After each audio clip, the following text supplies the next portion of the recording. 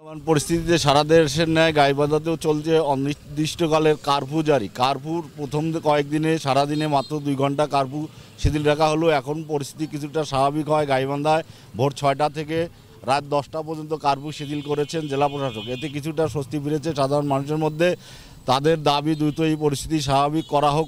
Curfew দীর্ঘ সময় শিথিল থাকায় এখন শহরে সাধারণ মানুষের উপচে ভরা ভিড় লক্ষ্য করা যাচ্ছে। এছাড়াও রিক্সা, অটোরিক্সা সহ সব ধরনের যানবাহনের স্বাভাবিক সময়ের মতো চলাচল করছে। অন্যদিকে ঢাকা রুটের সব ধরনের দূরপাল্লা বাসও চলাচল অনেকটা স্বাভাবিক। সেই সাথে সব ধরনের দোকানপাট খোলা রয়েছে শহরে। মোট কথা গাইবান্ধায় মোটামুটি স্বাভাবিক সময়ের মতোই লক্ষ্য করা যাচ্ছে পরিস্থিতি।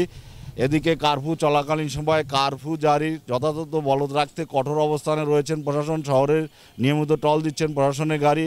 এছাড়া শহরের গুরুত্বপূর্ণ স্থানগুলোতে রয়েছেন প্রশাসনের সদস্যরা। গাইবান্ধা কারফিউ সফল করতে পুলিশ, র্যাব, আনসার বাহিনীর পাশাপাশি রয়েছে 8 প্লাটুন সেনাবাহিনী, 2 প্লাটুন বিজিবি এবং 23 জন নির্বাহী ম্যাজিস্ট্রেট।